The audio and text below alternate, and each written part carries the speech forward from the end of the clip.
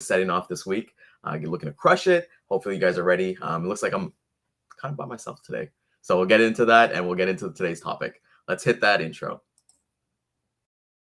To the HPLS podcast. Live, relevant, and high performance information, conversations, and education weekly.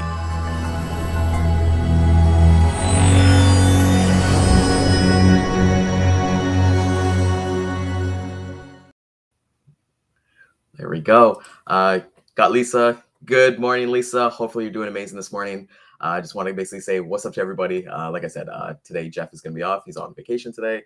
And then as well, we're having Dan who will be joining us later this week. One thing that I've really liked, and I thought that it was really important for us to kind of get into, is that the ability to have habits. I believe that habits is something that we can all learn from, right? And I think that's the best thing that we can do. Today, when it comes to habits, like I mentioned last week, I'm not really a big fan of reading books. It's something that just hasn't worked for me. But one thing that has been worked for me, and the one book that I feel like has changed my life, is Atomic Habits by James Clear. I'm somebody obviously a work in progress, just like we all are.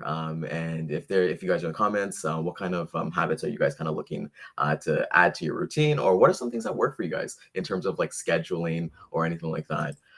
One of the big things that I kind of read that really kind of like was like a trigger to me was that if you took a plane and you're going from New York to LA, and let's say right before the flight, you changed that path from basically 3 degrees to the right or to the left, and you kept going straight, it would actually land in Tijuana, Mexico, rather than Los Angeles, California. So that's just three degrees, right? And with that being said, it's something that I feel like we all make goals. We all make goals, and then how close are we to basically staying to it? Just a shout out to LinkedIn user. Thank you, repping the West Indies this morning. I know my dad is enjoying the CPL in Trinidad as well. So with that being said, come back to the habits, right? So Atomic Habits. If anybody's read the book, drop a 1 in the comment. I'd love to kind of see what your kind of thoughts are. But it's been something that's kind of changed my life.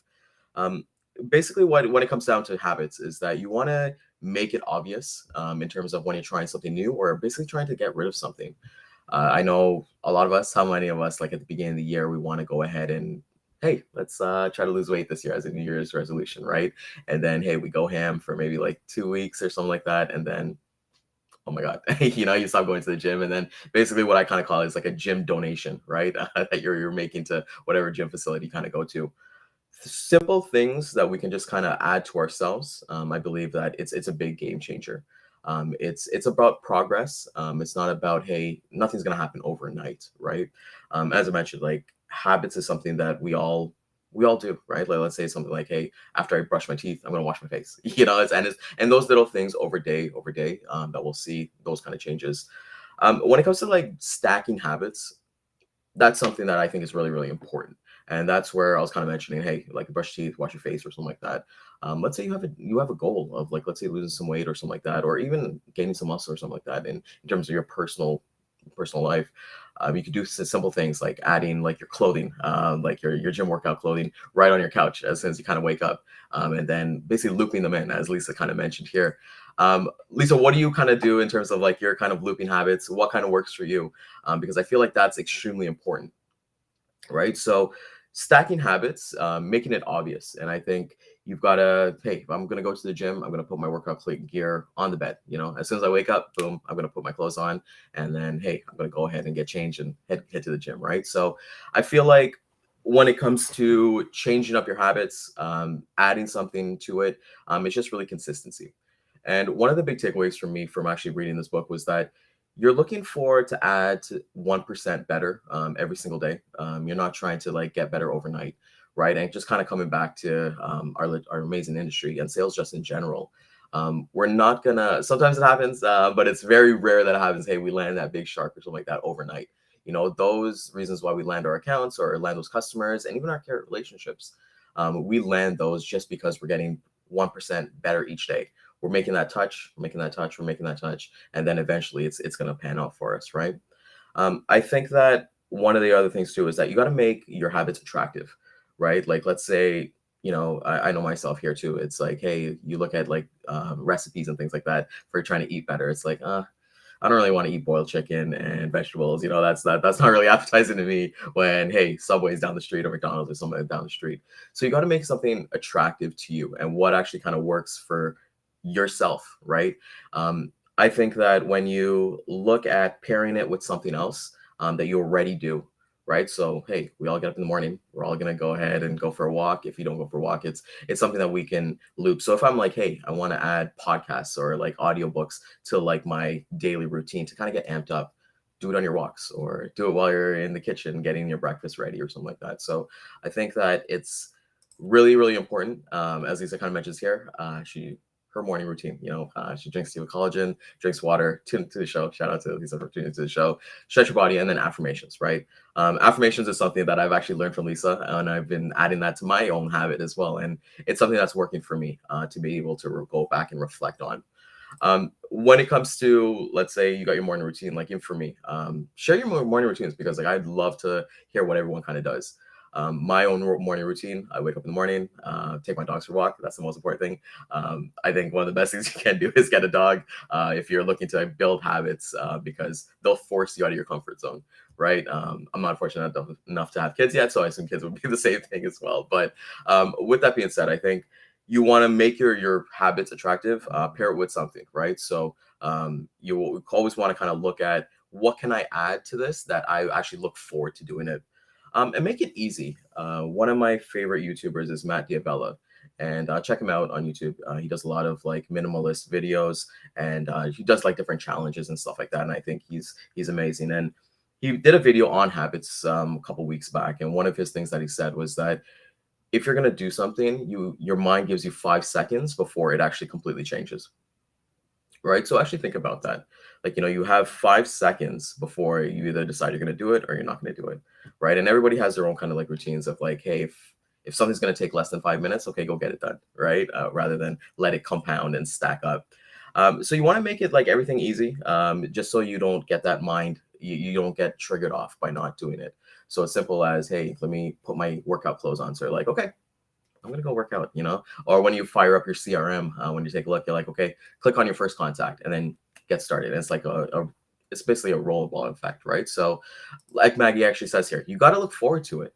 And that's the one thing as well is like I said, coming back to the diet routine and stuff like that. I do not want to eat boiled chicken. I do not want to eat just veggies. But hey, maybe if I add a little sauce that I like a little teriyaki sauce, that 15 to 20 calories is not going to kill you, right? But it's going to make it more exciting for you to kind of look at as well. One of the other things is that you got to make it satisfying, right? And I feel like that kind of comes in as well with basically having that kind of going from there. By making it satisfying, if you're going to the gym, track your workouts. Like even for me, I know at my gym, you're able to, like, I can take my Apple Watch, scan it, and then it'll actually track my workouts and stuff like that. And then you'll see the progress, right?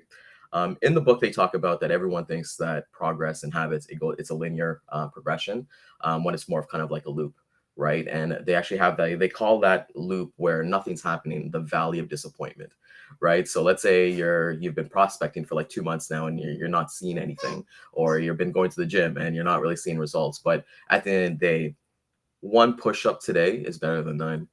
1 minute of playing your guitar is better than none. That one prospecting call or that email, whatever thing that you do, is better than not doing it at all.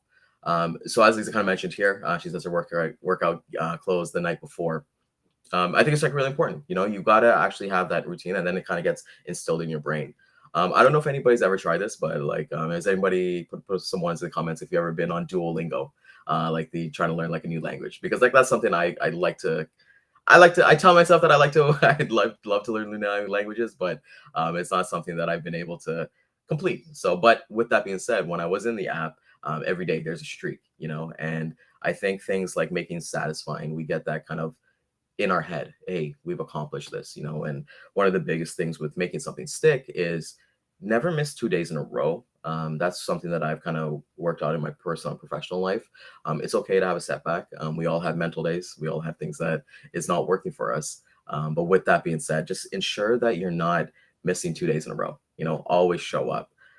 One thing that I'm a big fan of is Andy Frisella and the 75 Hard Challenge. I've probably tried this challenge so many times, and I'm going to start it again because it's something that it keeps you consistent, right? And it's a mental toughness challenge. If anybody doesn't know what it is, check it out. It's the 75 hard. I think there's like 6 rules. Drink a gallon of water a day, 2 workouts at 45 minutes each. One has to be outdoors. Follow a diet, no alcohol, no drugs, and a progress picture every single day. So it's just those 6 things, I believe it is. And you would think, okay, 6 things, I can do it, right? But with that being said, it's like, no, it does. You do fail. And if you do fail, you got to start over from day one. So that is something that I think is like to build habits. Lisa says 75 hard has changed her life, and if you're a person on social media, look up the hashtag 75 hard, whether it be on TikTok, Instagram, Facebook, even on YouTube. There's a lot of great videos. And it's not just about the physical change, right? It's a mental toughness challenge. And I think Andy Frisella, he has a great podcast. It's something I listen to quite a bit. And, you can definitely bring changes into your life by 75 hard. Lisa, what did you do after 75 hard? Because I feel like was there any kind of habits you kind of went back to before, or did you kind of like make it stick? Because I think that we kind of feel like, hey, we get back to a goal, but then we're not actually at the mountaintop yet, right? And then we kind of like, okay, well, I already accomplished this. It's either what's next, or I'm just gonna go back to my old habits. So it's really coming back to it, like making everything satisfying for you. 1% better is something that I like I said, I've mentioned a couple times in this video, is every single day try to be the best version of yourself, right? And it doesn't take that, these things are gonna compound initially. I read a story, I think it was like a year ago, so of Terry Crews, the famous actor. Shout out to White Chicks, one of the greatest movies ever. But he mentioned that when he's very physique, jacked and everything like that. And what he mentioned, that when he first started going to the gym, he was very intimidated. So he told himself that he would go to the gym in his gym clothes. He wouldn't work out. He would just go there, sit on the chair, and just like read like a fitness magazine. And every single day he showed up, and eventually he obviously started, okay, all right, I'm done reading. And I think it took maybe like 2 or 3 weeks or so. And he's like, wait, let me try out this machine. And then he kind of progressed linearly, right? So it's about starting small, and it's kind of going up. And I think when you kind of do start small, you're able to go at your own pace and then kind of take it up, right? And it's just like you're running on a treadmill. It's like hey, I'll start off at 1 mile per hour, and then I'll go to 2, and I'll go 3, and I'll go 4, go to 5, right? So focusing on systems, I think, is like extremely important too. In the book, he mentions that, hey, let's not focus on goals. Like, goals are amazing. Like, I'm pretty sure anybody, if I was to ask them what their goals are, they would be able to list it right away. But then you ask them, hey, what are your kind of systems? What are you doing to actually achieve those? The high performers, they're going to crush it. Obviously, like Dan's always kind of said here too as well, of what you kind of do. But with that being said, you need to have a system in place of how you're going to get there. And these are where the habits come into place, right? And you kind of look forward for there. As Lisa kind of mentions here, I made a list of all the things that she wants to stick: daily workout, daily water, not always a gallon, but at least 100 ounces of water that she strives for.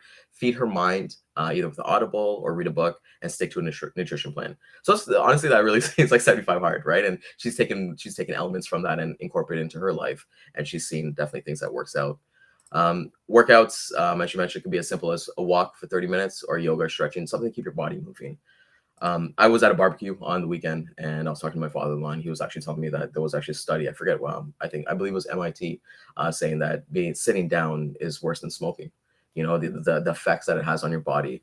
And everybody kind of knows I got dogs. So like for me, my personal thing that works for me is that every hour, I work for 50 minutes, 50 minutes, and then I take a 10-minute break, and it's simple as just going outside, talking to my dogs, playing with my dogs and things like that. Just get the body moving, so that you can clear your head too. And I think reflection, coming back with affirmations, is extremely important. It's something that we can always look forward to something and kind of build there. And as well, as Lisa kind of says here, well, and no alcohol, right? It works for some people. It doesn't work for other people, but you could take it in slow steps. And that's the reason why that we're able to kind of go ahead. Biggest one, Lisa as mentioned here, was base one, to stop drinking. And on the program, I realized I didn't want to anymore, and I didn't start drinking again. And you know what? Like I said, it doesn't work for everybody. Even for my personal self, I personally don't like alcohol, but I kind of do in social settings. But at the end of the day, it's something that is a personal preference, and it's a habit that you kind of build towards, right? Like look on the opposite side of it. If you're not prospecting every day, if you're not having the conversations with your customer service team or your ops team or something like that, how can you really expect growth? Right. And people kind of say, like, hey, you got to step out of your comfort zone. You got to step out of your comfort zone. And I'm a firm believer is that you've got to make things hard for yourself and in order to kind of like see to break through out of it, right? And that's kind of like breaking out of your comfort zone and working from there. I've really enjoyed this book. I think like it's a book that everybody should read and everyone should kind of like look at to kind of embrace themselves, and kind of figure out, hey, what can I do differently in my daily schedule? So what is one thing, everybody here, that you can add to your that you want to either add as a habit or something that you don't want to, you kind of want to remove? I'll be completely honest, for me, I feel like I consume way too much content.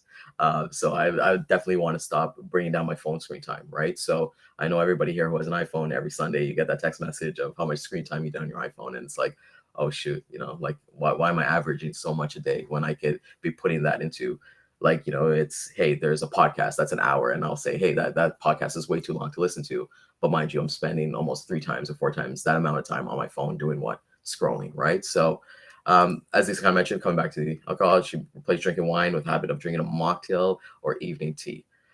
And those things kind of build up because like I'm pretty sure when you're adding those things to your schedule, so now you're having evening tea and you're having a mocktail, you're probably going to add another habit to it, something you always want to do. And I think one of the best things you can do is look at your environment as well. So one of the biggest mistakes I made was that I used to put my books, or I put my e-reader, I put it in my living room. But the association I have with my living room is hanging out with my family, playing with my dogs, lying down, watching TV, or scrolling through my phone or something like that, right? Or playing Xbox. Something different, right? What changed for me to get me reading was that I took my books and I would put it in a different area. So now that, hey, I wake up in the morning, I have my coffee in my certain area. I know it sounds a little bit trivial and a little bit but things like that, but it does work, and you're just kind of just tricking the mind a bit to figure out, okay, what can I do to actually get this accomplished? Right. I'm a big believer in making a to-do list and simple things like checking it off, and even if you have a calendar, things that you want to accomplish every single day, it's truly important to actually stick to that schedule and then see the progression. I think I read over the weekend that we're less than 100 days away from Christmas, right? Which is crazy to think about. Every year we always kind of think, oh my God, like where did the year go? And it's something that, hey, we can continually add, and then be where you want to be. As Lisa here, thank you so much. It's not trivial, but so it's a big part of it in her opinion. And it's like we said, like you have that association of doing things in certain areas, right? Some people have TVs in their bedroom. I have a TV in my bedroom, but like we barely use it because we know that the bedroom is for sleep.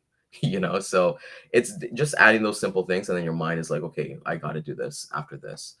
Let's get into I know I'm kind of talking a bit much here, but let's get into the data lane of the day.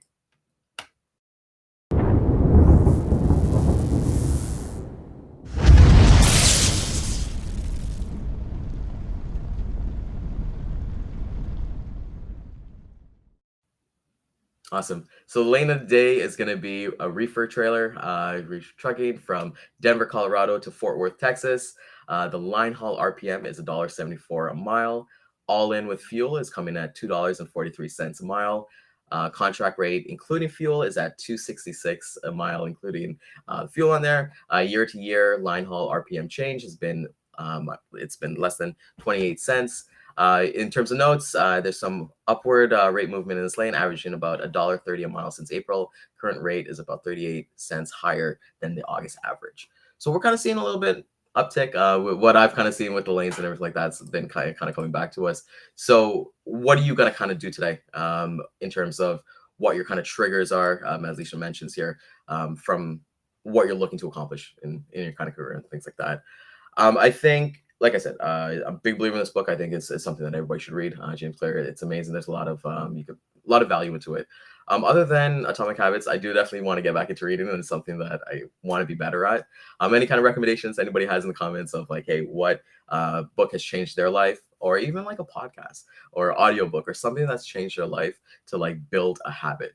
That'd be awesome to kind of see. And I just want to kind of thank everybody for coming out this morning. I know a bit nervous today because I'm on my own today. I feel like I'm just doing a YouTube video today, but this is awesome. I just want to thank everybody for support this morning. Please do remember that we are live at 12 and 3 p.m. Eastern time. You can follow us on LinkedIn Live, Facebook, and YouTube. Everything is played there. You can go back and take a look at all the videos. You can make it a daily habit of watching our show or figure out a certain time that kind of works for you and take some nuggets there from there. Like I said, just want to thank everybody for coming out again, and thank you to our sponsor Daman for always from Centurion Trucking for always being an amazing person and being part of the show. Tomorrow we will definitely have people here, so we'll bring a guest on tomorrow, and then we're looking forward to seeing everybody. So go ahead, everybody, be 1% better, crush this week, and let's get it. And let's hit that outro. Centurion Trucking, our motto is people before profit. Today's market requires more transparency, consistency, and focus on what our clients need to win. Centurion Trucking and American Logistics are poised to help their clients achieve and surpass their targets. If you're looking for a team that honors your needs, dreams, and aspirations, then get a hold of Daman at American Logistics or Centurion